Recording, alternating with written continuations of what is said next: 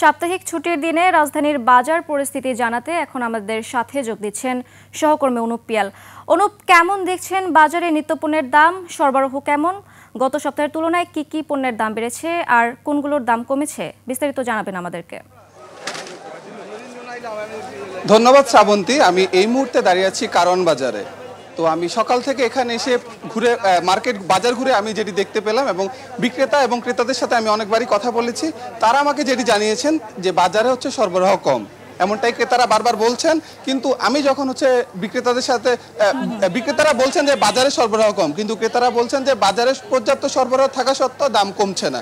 এবং আমি বাজার ঘুরে যে জিনিসটি দেখতে পেলাম, বিভিন্ন ধরনের সবজির দাম বেড়েছে এবং যেই জিনিসটি আমার কাছে একজন বিক্রেতা আমাকে বলছেন যে বাজারে যে বেগুন আছে সেটি সেঞ্চুরি করেছে এবং সেই বেগুনের দাম বর্তমানে 120 টাকা থেকে 130 টাকা বিক্রি হচ্ছে, যা গত সপ্তাহে ছিল হচ্ছে 90 টাকা।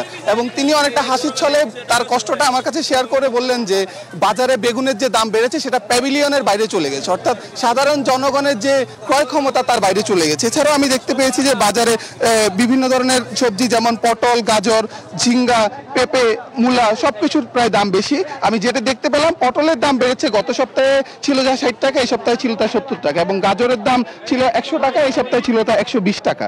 তো আরো যে জিনিসটা আরো দেখতে পেলাম, লাউ যে জিনিস ছিল গত সপ্তাহে 60 টাকা, এই সপ্তাহে তা ছিল 70 টাকা। লতির দাম 10 টাকা বেড়েছে, 70 টাকা থেকে 80 টাকা হয়েছে। এবং যে জিনিসটা আরো দেখতে পেলাম, সিম, বাজারে নতুন সবজি সিম আসছে, যা পাইকারিতে বিক্রি হচ্ছে 160 টাকা এবং খুচরা বাজারে বিক্রি হচ্ছে 200 টাকা করে। এছাড়াও আপনি যদি বলি শশা, যে সাধারণ মানুষ একটু শশা খাবে খাবারের দাবারের সাথে, সেই শশার দামও বেড়েছে কেজিতে 20 টাকা।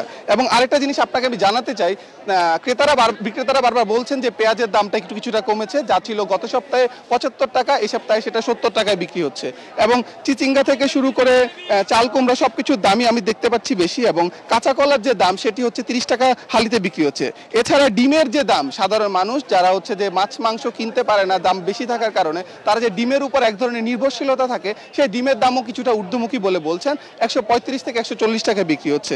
এমনকি আমি আপনাকে যে জিনিসটা বলতে চাই, করলার যে তিক্ততা, সেই তিক্ততার দামও বেড়েছে, সেই করলার তিক্ততার দাম বেড়েছে 80 টাকা থেকে 100 টাকায়। এবং কারণ বাজারে